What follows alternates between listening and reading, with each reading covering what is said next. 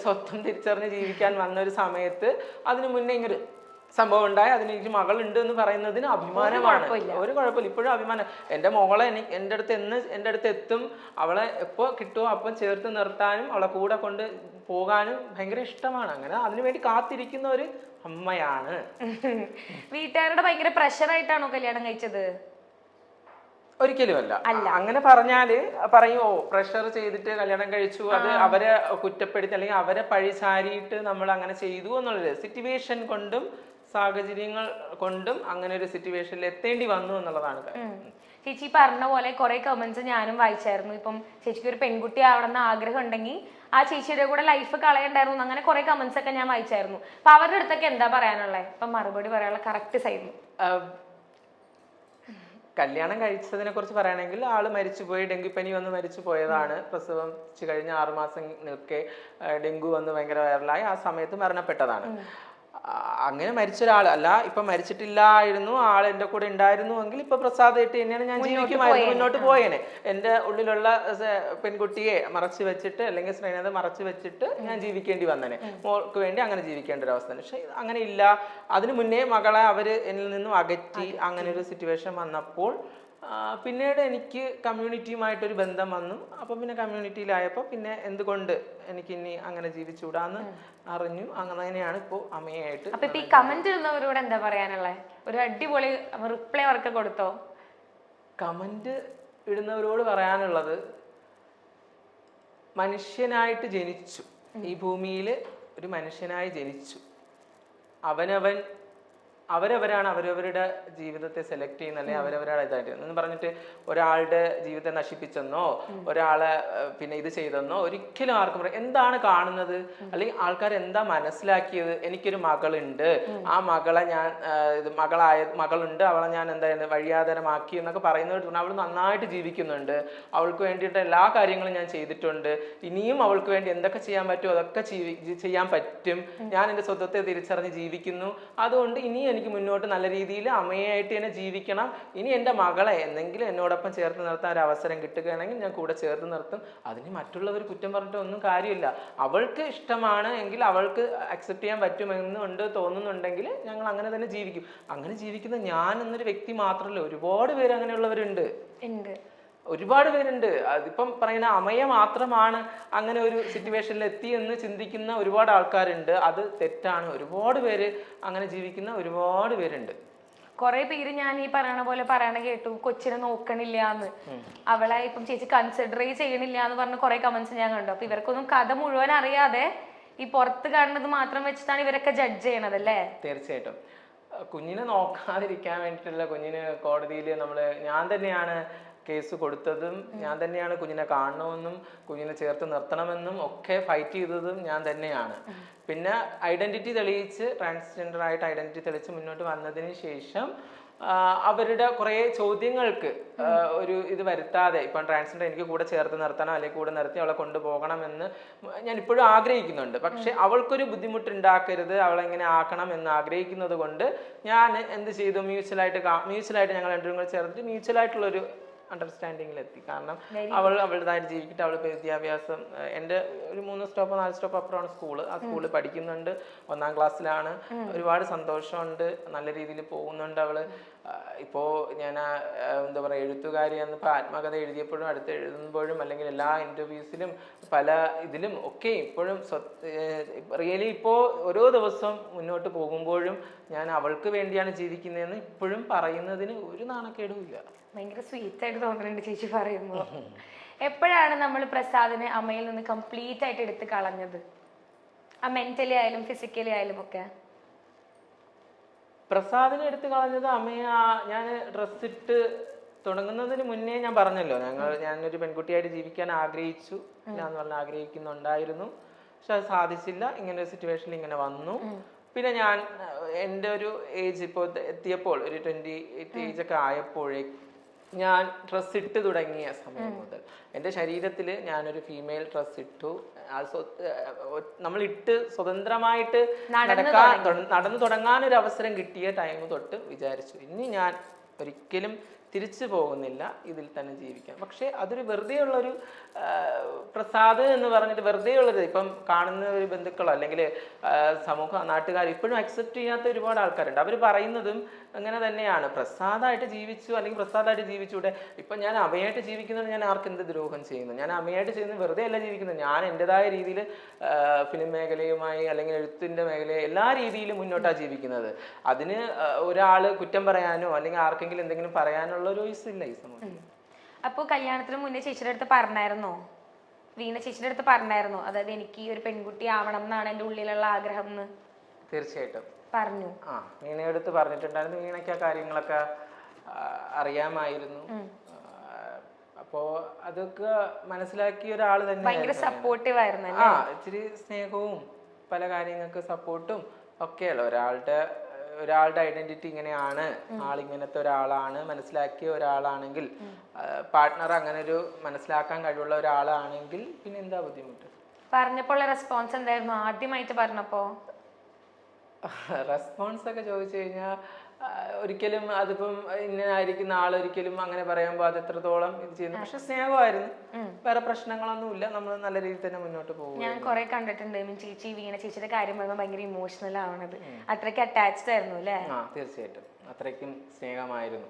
അതിപ്പോൾ ഞാനെന്തോ വനിതയിലൊക്കെ ഇന്റർവ്യൂവിൽ പറഞ്ഞ സമയത്ത് ഇതൊക്കെ പറഞ്ഞതാണ്. സത്യത്തിൽ ഈ ഒരു കാര്യങ്ങളേ പറയണ്ടെന്ന് പറഞ്ഞിട്ടാണ് ഞാൻ ഇവിടെ വന്നത്. കാരണം പല പേരും കേട്ട് അമ്മയുടെ ജീവിതവും അമ്മയുടെ പഴയ ലൈഫും അമ്മ എങ്ങനെയാണെന്നും ഒക്കെ എല്ലാവർക്കും അറിയാം. അപ്പോൾ പിന്നെ വീണ്ടും അത് പറയുമ്പോൾ കമ്മ്യൂണിറ്റിക്കകത്ത് തന്നെ ഇപ്പം വന്നപ്പോഴും എന്തിനാ ഇനി ലൈഫിനെ കുറിച്ച് എപ്പോഴും പറയേണ്ട ആവശ്യമില്ല. അമ്മയ്ക്ക് പറയാനായിട്ട് ഇപ്പോൾ ഒരുപാട് കാര്യങ്ങളുണ്ട്. ട്രാൻസ്ജെൻഡേഴ്സ് കേരളത്തിലുള്ള ഒരു രീതി തന്നെ മാറ്റമാണ്. അപ്പൊ അതിനിടയിൽ ഇത്രയും ട്രാൻസ്ജെൻഡേഴ്സ് എത്രയോ പരം ട്രാൻസ്ജെൻഡേഴ്സ് 10,000-ൽ പരം ട്രാൻസ്ജെൻഡേഴ്സ് ജീവിക്കുന്ന ഈ സാഹചര്യത്തില് കുറച്ച് പേര് അവരുടെ കഴിവുകൾ പ്രകടിപ്പിച്ച് മുന്നോട്ട് വരാൻ ശ്രമിക്കുന്നുണ്ട്. അപ്പൊ അതിലൊരു മെയിൻ ആളായിട്ട് ഞാനും മുന്നോട്ട് വരികയാണ്. കാരണം ഇപ്പോ ഒരു മൂവിയിൽ നായികയായി. അപ്പോ അതൊക്കെയാണ് എനിക്കിപ്പോഴും പറയാനുള്ളത്. ഓക്കെ, അപ്പോ ഒരു ക്വസ്റ്റ്യനും കൂടെ ഞാൻ ചോദിച്ചിട്ട് നമുക്ക് ഇപ്പോഴത്തെ കഥയിലേക്ക് വരാം. വാവേനെ മിസ് ചെയ്യാറുണ്ടോ? ഇപ്പൊ ഒരു 1ാം ക്ലാസ്സിലാണല്ലേ? ഒരുപാട് മിസ് ചെയ്യാറുണ്ട്. വാവേനെ കാണണമെന്ന് ആഗ്രഹമുണ്ട്. കണ്ടിട്ടില്ല? പിന്നെ എപ്പോഴും കാണാൻ പറ്റുന്നില്ല. കാരണം സമ്മതിക്കുന്നില്ല. അവരിപ്പോഴും അത് ഹൈഡ് ചെയ്യുകയാണ്, എന്നിൽ നിന്നും ഹൈഡ് ചെയ്യുന്നു. ഞാൻ കാണാൻ ഉണ്ടോന്ന് ചോദിച്ചാൽ ഉണ്ട്. പക്ഷേ അടുത്തല്ലേ സ്കൂൾ? പക്ഷേ എങ്ങനെയായിരിക്കും അവിടെ നിന്നുണ്ടാകുന്ന ഒരു പ്രശ്നം, ഞാൻ കാരണം ഇനി ചെന്നൊരു ഇഷ്യൂ ഉണ്ടാകുന്നത്. ഇപ്പം ഒളിച്ചു മറഞ്ഞുമാണ് കാണാനൊരു അവസ്ഥ ഇപ്പോഴത്തെ സിറ്റുവേഷനിൽ. അങ്ങനെയാണ് എങ്കിൽ അങ്ങനെ കാണുക എന്നുള്ളതാണ് ഇപ്പോഴത്തെ.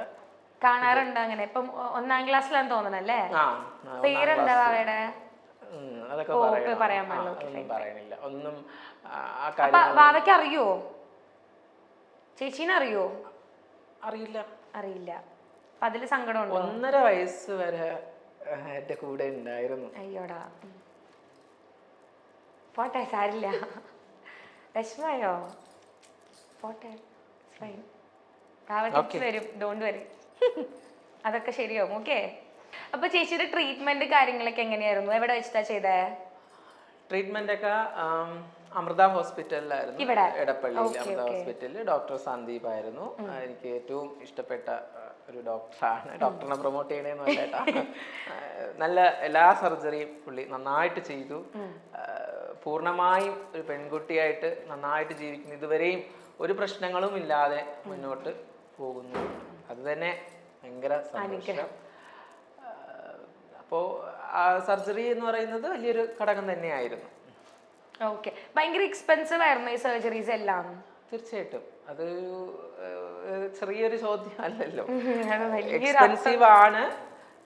ഇപ്പൊ സർജറിക്ക് വേണ്ടിയിട്ട് ഇപ്പോൾ ബാക്കി കാര്യങ്ങൾക്കൊക്കെയും സർക്കാർ ചെയ്ത് കഴിയുമ്പോൾ സർക്കാർ തരുന്നൊരു എമൗണ്ട് ഉണ്ട്. ആ എമൗണ്ട് നമുക്ക് ഒരു സമയമാകുമ്പം തിരിച്ചു കിട്ടും. ഒരു 3-4 മാസം ആകുമ്പോൾ തിരിച്ചു കിട്ടും. അതൊക്കെ നമുക്കൊരു ഇപ്പം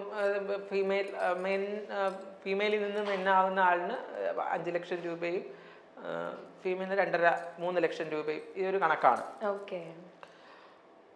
അപ്പം ഇപ്പോ ഞങ്ങൾ പറഞ്ഞിരിക്കുന്ന ഒരു കാര്യം സർക്കാരിനോടൊന്നല്ല, ഏത് സർക്കാർ ആര് ഭരിച്ചാലും ആര് വന്നിരുന്നാലും കമ്മ്യൂണിറ്റിക്ക് അല്ലെങ്കിൽ ട്രാൻസ്ജെൻഡേഴ്സിന് ഫുള്ളും വേണ്ടതെന്ന് വെച്ചാൽ സർജറി.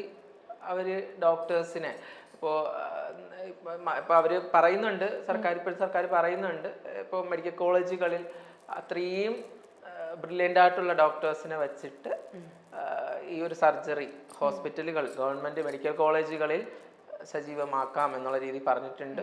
അപ്പം അങ്ങനെ ആകണം, അല്ലെങ്കിൽ ട്രാൻസ് ആകണമെന്ന് ആഗ്രഹിക്കുന്നവരല്ല അങ്ങനെയുള്ളവർക്ക് തീർച്ചയായിട്ടും അതുമായി കണക്ട് ചെയ്തിട്ട് സർജറിയും കാര്യങ്ങളിലോട്ടൊക്കെ പോവാം. അതായിരിക്കും ബെസ്റ്റ് ഓപ്ഷൻ. അല്ലാതെ നമ്മൾ സർജറി ചെയ്തതിന് ശേഷം ഫണ്ട് തരിക, ഇതൊന്നും ഉൾക്കൊള്ളാൻ പറ്റില്ല. പക്ഷെ അതിന് പ്രാക്ടിക്കലി പോസിബിൾ അല്ല. കാരണം അതിനും കാരണം ഉണ്ടായിരുന്നു. ഒന്നുമില്ല, സർജറിക്ക് മുന്നേ അവർ ഫണ്ട് കൊടുത്തിട്ടുണ്ടായിരുന്നു, കാര്യങ്ങൾ ഫണ്ട് കൊടുത്തിട്ടുണ്ടായിരുന്നു. ആ സമയത്ത് ഇവർ ഈ പൈസ വാങ്ങിച്ചിട്ട് സർജറി ചെയ്യൂല, വേറെ കാര്യങ്ങൾക്ക് വിനിയോഗിക്കും. ഇപ്പം ഒരു ലോൺ എടുത്തിരുന്നാലും, ഒരു കട തുടങ്ങാൻ ലോൺ എടുത്താലും കട തുടങ്ങണമെന്നില്ലല്ലോ. ലോൺ എടുത്തിട്ട് അവരെന്ത് ചെയ്യും, അവരുടെ കടങ്ങൾ നീട്ടും, പിന്നെ എങ്ങനെയെങ്കിലും ഒക്കെ അടച്ചു തീർക്കും, ചിലപ്പോൾ അടയ്ക്കാൻ പറ്റാതെ ആയി പോകും. അങ്ങനത്തെ സിറ്റുവേഷനിലായി. അങ്ങനെ ഒരു ഇതുണ്ടായിരുന്നത് കൊണ്ട് അവർ പറഞ്ഞു സർജറി ചെയ്തതിന്റെ ബില്ല് കൊണ്ട് സബ്മിറ്റ് ചെയ്യുമ്പോൾ അതിന് ഒരുപാട് കാര്യങ്ങളുണ്ട്, ഫോർമാലിറ്റീസ് ഉണ്ട്. അങ്ങനെയാണ് ഞാനൊക്കെ ചെയ്തത്. അങ്ങനെയാണ് ആ പൈസ തിരിച്ച് നമ്മുടെ അക്കൗണ്ടിലേക്ക്. നമുക്ക് ഓൾമോസ്റ്റ് എത്ര എക്സ്പെൻസ് വരും ഇതിനെല്ലാം കൂടെ? ഓരോ സർജറിക്കും ഓരോ എമൗണ്ട് ആണ്. ഇപ്പോൾ 3, 2 മൊത്തം എല്ലാം കൂടെ 9 ലക്ഷം രൂപയായിട്ട്. 9 ലക്ഷം രൂപയോ?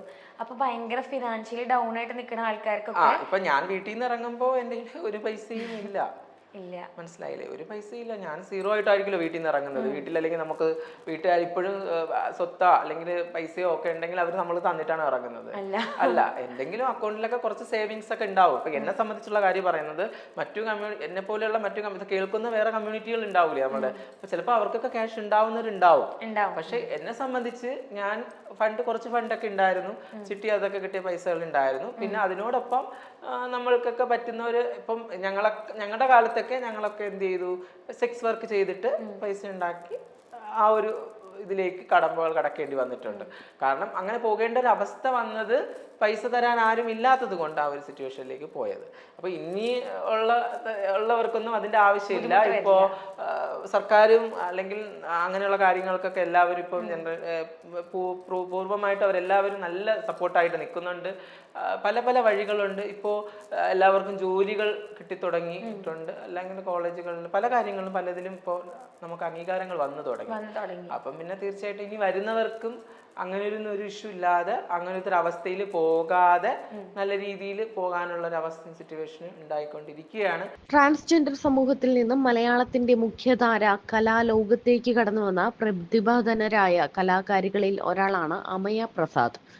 മോഡലിംഗിലും റാമ്പിലും അഭിനയ രംഗത്തുമൊക്കെ തന്റെ സാന്നിധ്യം ഇതിനകം അടയാളപ്പെടുത്തി കഴിഞ്ഞു അമയ. പ്രസാദ് എന്ന യുവാവിൽ നിന്നും അമയ എന്ന സ്ത്രീയിലേക്കുള്ള അവരുടെ യാത്ര സങ്കീർണതകളും സംഘർഷങ്ങളുമുള്ള ഒരു കഥ പോലെ വിചിത്രം തന്നെയാണ്. ആ ജീവിതമാണ് പെണ്ണായ ഞാൻ എന്ന ആത്മകഥയിൽ അമയ പകർത്തിയിരിക്കുന്നതും. തന്റെ ജീവിതവും അതിജീവനവും അമയ തുറന്നു പറയുകയാണ്.